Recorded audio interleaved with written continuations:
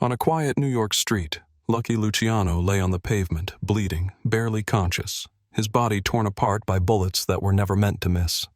There was no crowd, no sirens, no dramatic chase through the night. Just a man who had rewritten the rules of the American underworld, now abandoned in the dark, written off as finished. For most bosses, this would have been the end. A clean removal, another name erased from the city's hidden hierarchy. But this night refused to end the way it was planned. The shots were precise. The timing was perfect. Whoever ordered the hit knew Luciano's habits, his routes, his sense of safety. This was not chaos. It was execution, the kind designed to send a message without words. Power had shifted, and the old king was no longer protected by his reputation. In the logic of the Mafia, survival was not expected. It was not even considered. And yet Luciano lived. What followed was more unsettling than his survival. The man who was supposed to return, confirm the job, and close the door on Luciano's life never did. No bodies surfaced. No explanation spread through the streets. No rumor settled into certainty. He simply vanished, as if the city itself had swallowed him whole. From that moment on, fear moved faster than bullets. Not because Luciano struck back immediately, but because he didn't. Silence replaced violence. Absence replaced revenge. Everyone understood what it meant when a man disappeared without a trace after failing to finish the most important job of his life. This is not just the story of an assassination attempt gone wrong. It is the story of how one unfinished act reshaped loyalty, terror, and control inside the American Mafia, and how being left for dead made Lucky Luciano more dangerous than ever. By the time Lucky Luciano stepped onto that stretch of New York pavement, he had already won the war most men never survived. He had dismantled the old Sicilian hierarchy, neutralized rivals who ruled through chaos, and replaced street terror with structure, profit, and discipline. Luciano did not move like a man who feared ambush. He had no reason to. His power no longer came from muscle on the corner, but from systems that ran quietly above it.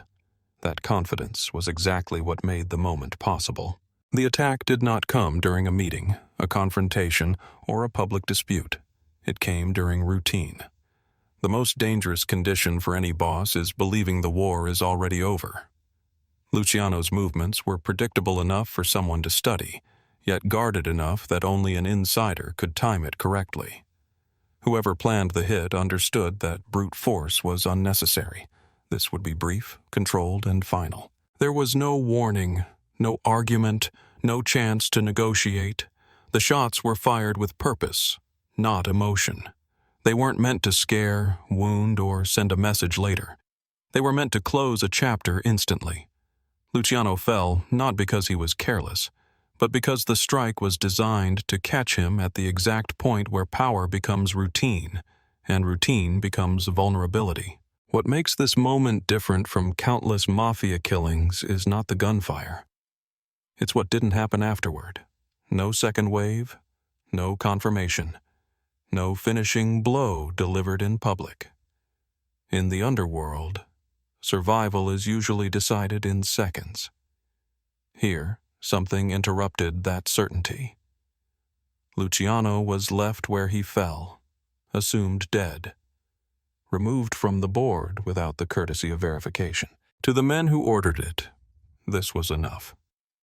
In their world, a boss shot and abandoned was a boss erased. Hospitals could be bribed. Police reports could be buried. Rumors would do the rest. There was no need to linger, no reason to risk being seen. The job, on paper, was complete.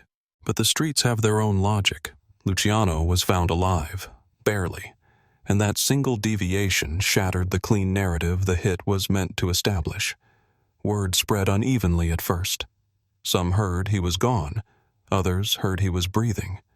Confusion is poison in organized crime, and this confusion moved fast. Within hours, the certainty of victory turned into uncertainty of consequence. A man who should not exist anymore had survived, and worse, the person responsible for ensuring that he didn't had disappeared. not arrested, not killed publicly, just gone. The hit was supposed to end everything. Instead, it created something far more dangerous. A living reminder that even the most perfectly planned execution can fail, and that failure never goes unanswered. In the hours after the shooting, the streets did not erupt into chaos. They went quiet. That silence was the first clue that this attack did not come from the outside. A random enemy would have bragged.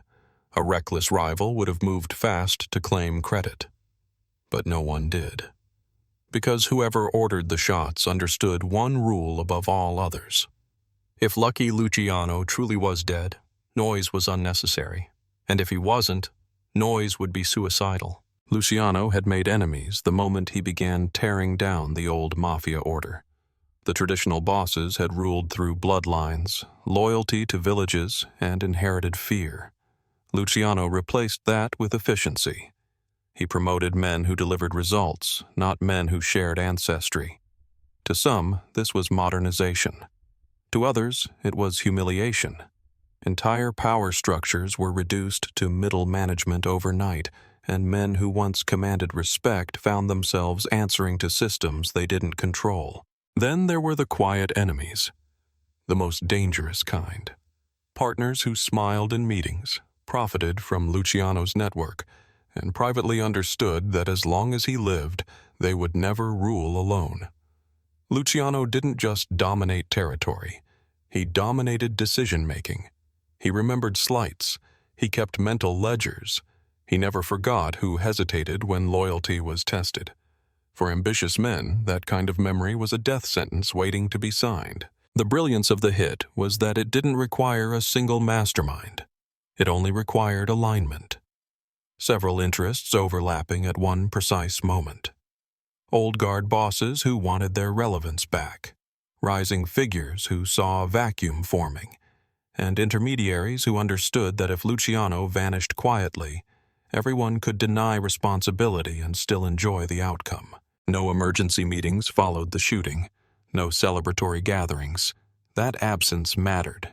In the underworld, victory is usually acknowledged. Here, it was treated like an administrative correction, as if Luciano's removal was an inevitability that had finally been processed.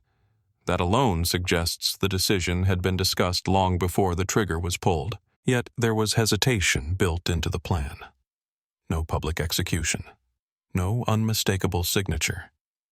The men behind the order wanted deniability because they understood one terrifying possibility. Luciano might survive. If that happened, only ambiguity could keep them alive long enough to react. When word began to spread that he was still breathing, alliances froze. Men who would normally move fast did nothing. Phone calls stopped mid-sentence. Meetings were postponed without explanation. Everyone was doing the same calculation. Was I close enough to the order to be remembered, and far enough to deny it? Luciano didn't need to ask who was responsible. The absence of movement answered the question. Too many people were afraid at the same time, and in the mafia, fear never spreads without a reason. The shots were ordered not by one man, but by a moment, a convergence of resentment, ambition, and the belief that the system Luciano built could survive without him.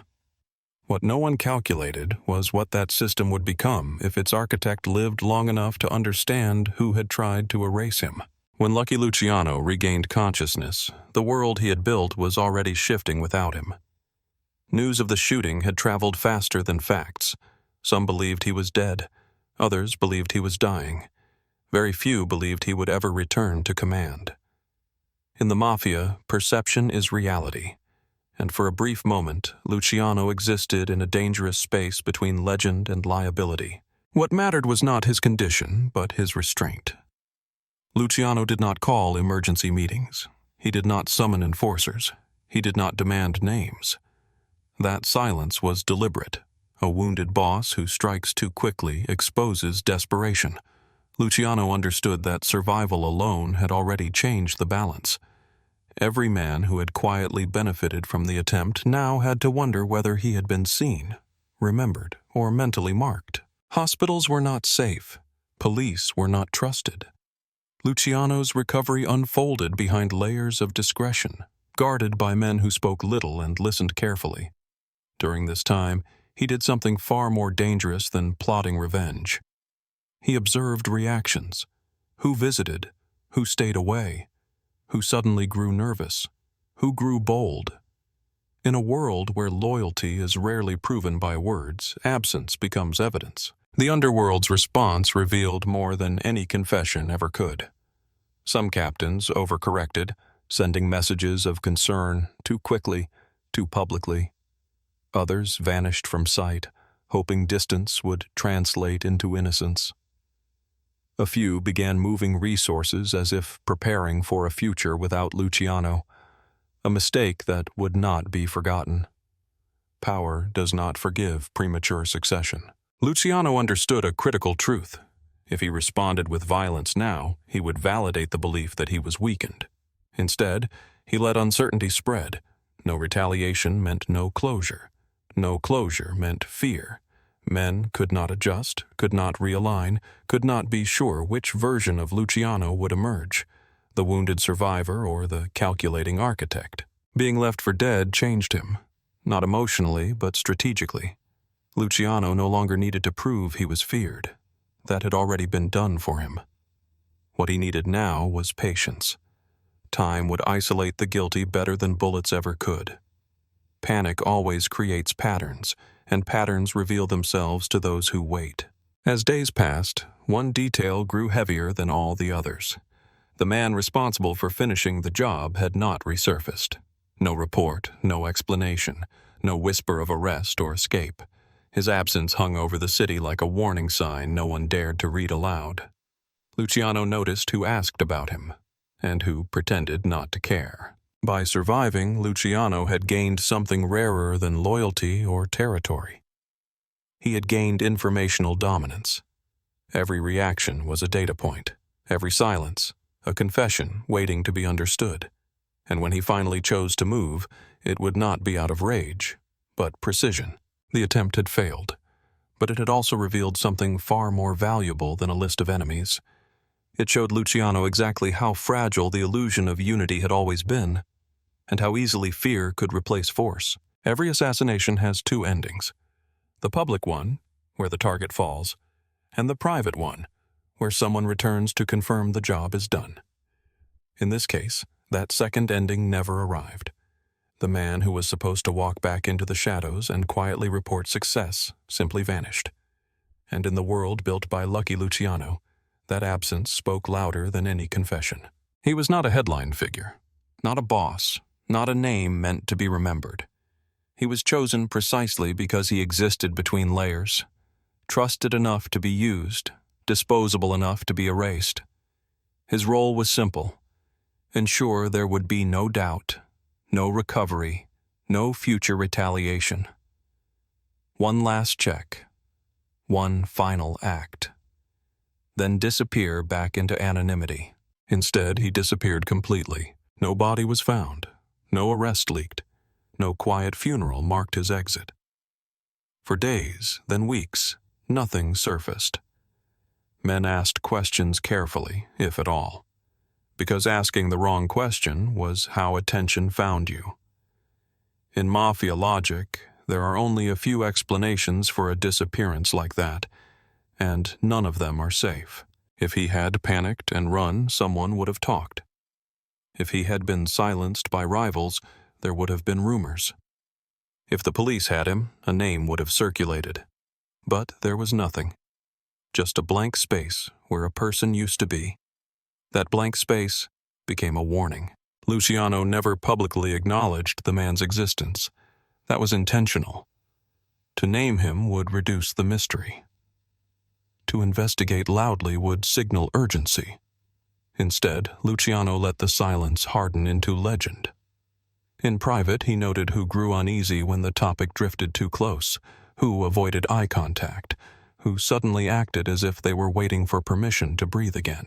The possibility that haunted everyone was not that Luciano had ordered retaliation, but that he hadn't needed to. In a system where loyalty is enforced through expectation, The idea that failing Luciano once could erase you without consequence was terrifying.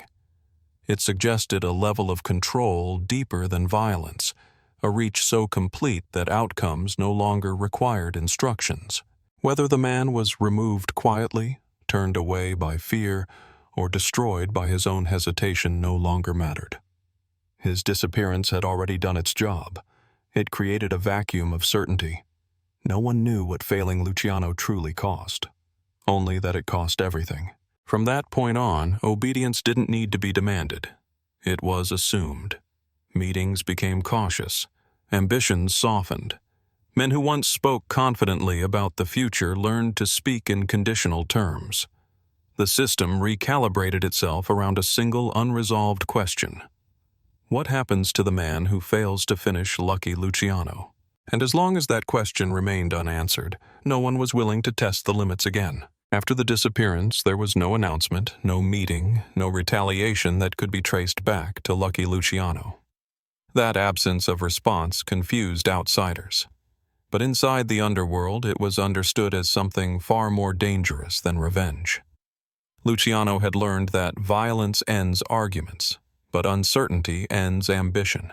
The streets adjusted on their own. Conversations shortened. Deals slowed. Men who once pushed boundaries now waited for signals that never came. The expectation was not that Luciano would strike, but that he could at any moment and in ways no one could predict. Power no longer needed to be demonstrated. It had become atmospheric, invisible, but everywhere. What terrified people was not knowing who Luciano blamed. There were no arrests, no demotions, no sudden disappearances tied directly to the attempt. That forced everyone to assume they might be on the list. Even those who had nothing to do with the order began acting as if guilt were possible. In a system built on reputation, that kind of collective paranoia is corrosive. It dissolves alliances without a single threat being spoken. Meetings resumed cautiously, but they were different now. Decisions were framed as loyalty checks. Silence became a form of respect. Men stopped speculating out loud. The lesson was clear. Survival depended less on strength and more on not attracting attention. Luciano had turned restraint into a weapon. The man who vanished remained unmentioned, but never forgotten. His absence functioned like a ghost in every room. No one dared to say his name because naming him invited comparison, and comparison invited judgment. The story hardened into a warning passed quietly between trusted mouths. Some mistakes don't end with death. They end with erasure. Luciano's authority after the shooting was stronger than before, not because he ruled through fear alone, but because he controlled narrative. There was no official version of what happened, only fragments, assumptions, and self-censorship. In that environment, even loyal men second-guessed themselves. Obedience became instinctive. The attempt on Luciano's life was meant to reset the balance of power. Instead, it removed the illusion that power could be challenged safely. From that point forward, the system did not revolve around who was strongest.